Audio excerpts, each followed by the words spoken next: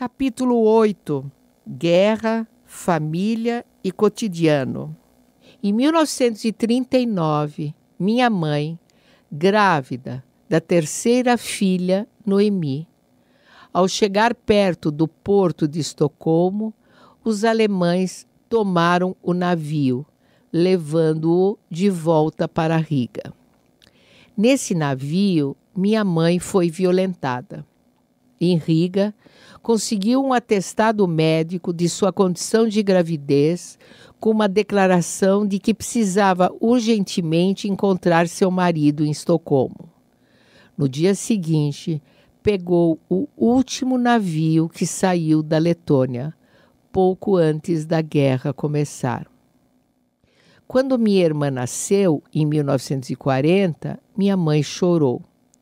Dizia que minha irmã tinha nascido muito feia. Imagina o trauma. O nascimento ligado à violência que sofreu. Contava que na hora do nascimento, os sinos tocaram, anunciando a passagem dos alemães pelo território sueco. Questionou aquele som. "Cuida da sua filha que está nascendo", a enfermeira falou, acompanhando algumas histórias que me foram relatadas quando pequena. Ficou muito marcado o abuso que a minha mãe sofreu. Esse abuso provocou outros, físicos e psicológicos, dentro da família.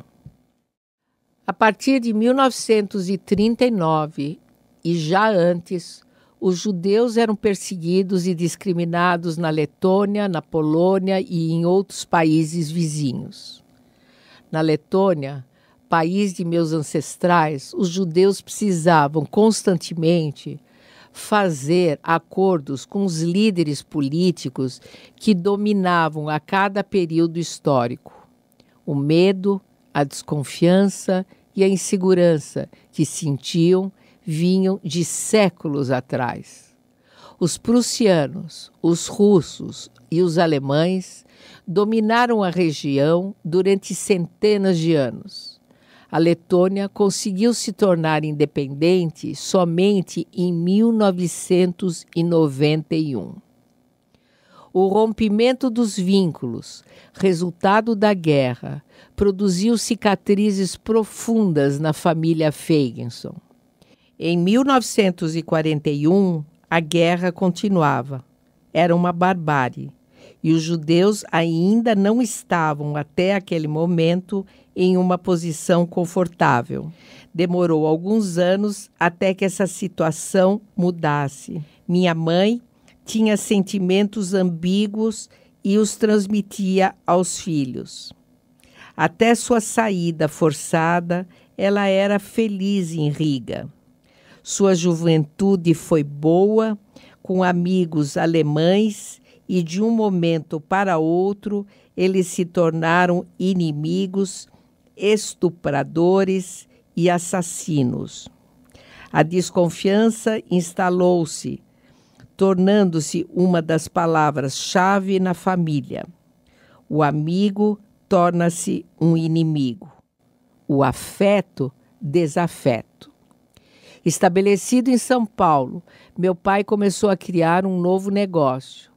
Na Europa, era importador e exportador de linho. Aqui no Brasil, porém, percebeu que essa atividade não daria o mesmo resultado. Importar e vender carros foi o início de suas atividades comerciais. Em 1950, nasceu a Telespark, na garagem da casa onde a família morava. Montava e vendia rádios para carros. A Telespark cresceu, cheio de garra e vontade de vencer. Assim era o patriarca da família. Depois de algum tempo, alugou galpões na Vila Anastácio, na beira da linha férrea. Lembro-me dessas construções, as paredes revestidas de tijolos vermelhos. Nos fins de semana, quando meu pai ia trabalhar em sua sala, eu gostava de ir com ele, sentar-me diante da máquina de escrever, com um papel enfiado no rolo e brincar de escrever palavras, frases. Andar dentro da fábrica era divertido também. Passava pela marcenaria, onde as caixas dos rádios eram feitas. O cheiro de verniz contaminava o espaço. Noutro espaço, sentia o cheiro da solda e da fumaça que subia. Era um tempo bom para isso, com muitas oportunidades e vantagens econômicas. No entanto, dentro de casa, vivíamos um inferno. Os gritos de meus pais eram tão altos que os vizinhos uma vez chamaram a polícia. Eles tinham personalidades muito diferentes. Minha mãe, ao se estabelecer no novo país, quando teve consciência de que tinha perdido toda a família, amigos, perdido tudo, transformou-se em uma mulher deprimida. Uma mulher com um marido dominador, 5 filhos, sem um trabalho que a satisfazesse. Lembro-me dela sempre me recomendar que eu tivesse uma profissão para não depender de ninguém. Ela havia se isolado, não tinha amigas, cuidava dos filhos, era do lar. Sua atividade principal era fazer compras para almoços e jantares e compras de roupas. A família, para o mundo externo, tinha que ser perfeita. Lindas roupas, compradas ou feitas em costureiras especiais. Íamos à sinagoga, entrávamos e todos nos admiravam. Dentro de casa, um caos. Tornou-se melancólica na vida, sem ninguém para compartilhar suas tristezas. Quando eu tinha por volta de 3 anos, minha mãe tentou o suicídio, pulando do terraço. Foi salva pelas mulheres que trabalhavam em casa. Essa história, minha irmã mais velha me contou pouco tempo atrás. Comentei com outra irmã e ela nunca soube desse episódio antes. A desconexão sempre esteve presente no dia a dia. Desconexão para sobreviver. Como minhas irmãs eram bem mais velhas e meu pai viajava muito, eu ficava perto de minha mãe, ouvindo desde muito pequena histórias e queixas. Tornei-me sua confidente. Eu era uma criança solitária. Tinha um monte de pessoas cuidando de mim, mas ninguém para brincar. A dor que sentia quando criança. Tinha gente ao meu redor e não tinha. Tinha gente, no entanto, não se conectavam comigo. Desde pequena, conversar é fundamental em minha vida. É uma necessidade corporal. Dizem que quando você conversa, esquenta internamente o corpo. Lembro-me de uma ocasião que uma amiga da família veio nos visitar. Ela me pegou no colo. Deu carinho. Eu devia ter uns 8 anos. Nunca esqueci o calor daquele colo. Meu pai tinha personalidade forte, signo touro, não aceitava negativas. Avançava em seus propósitos como um grande tanque de guerra. Comandava a família a ferro e fogo. Usava a sedução para exercer poder, prática copiada pelos irmãos.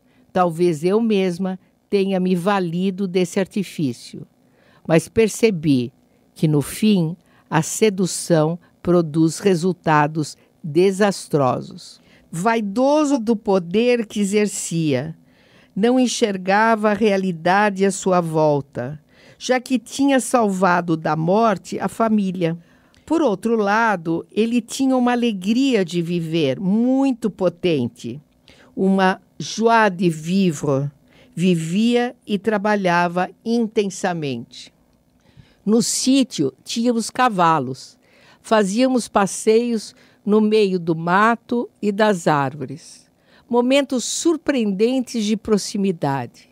Certa vez, segurei um galho, o cavalo seguiu em frente e eu caí no chão. Subi novamente e seguimos.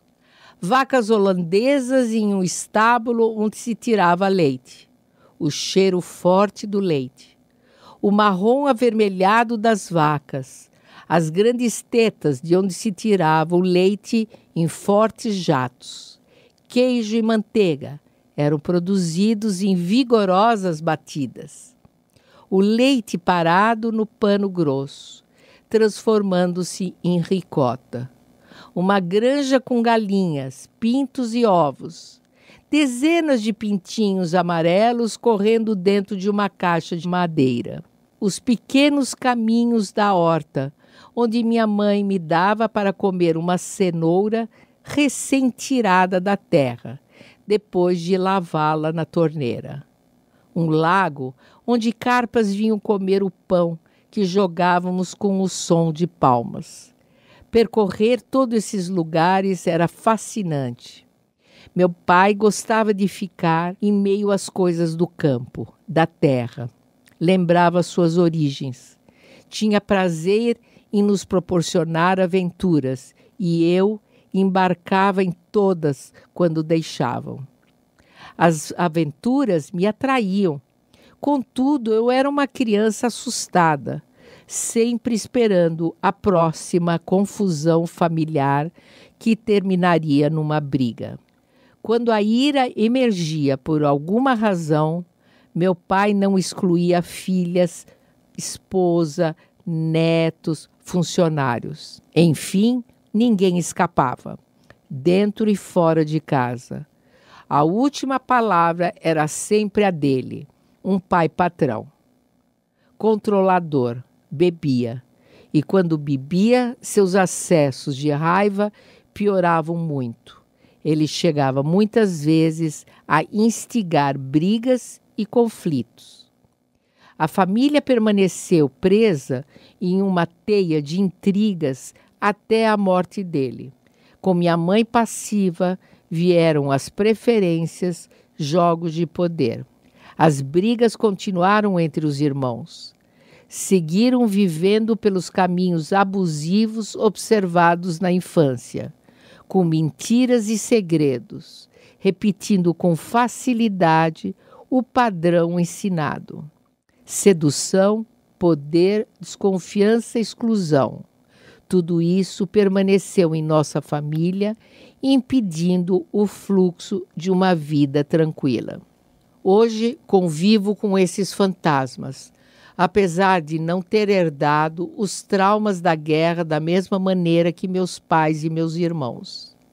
Quem sabe, porque nasci depois da guerra, porque fiquei mais afastada por ser a caçula. Nasci e cresci em uma redoma, uma plantinha frágil, e era incentivada a permanecer nesse lugar. Talvez por isso, muitas vezes eu tenha me colocado em uma posição inferior. Anulava-me, esquecendo o que havia trilhado, das conquistas que havia alcançado por mim mesma. Desde criança, a arte da música, da dança e da pintura esteve presente em minha alma. Ao longo do tempo, isso me fortaleceu e, quando adulta, realizei-me com e na arte. As artes plásticas foram chegando devagarinho e ocupando um espaço-tempo cada vez mais presente. Tornei-me artista e professora de artes visuais. Casei em 1975. Instalei-me em ateliês diferentes. Fiz contatos e travei conversas com outros artistas. Amadureci, um percurso iniciado em 1977. E não parei mais. Inquieta. A arte tornou-se um instrumento que movimentava minha vida, que me dava e ainda me dá muito prazer.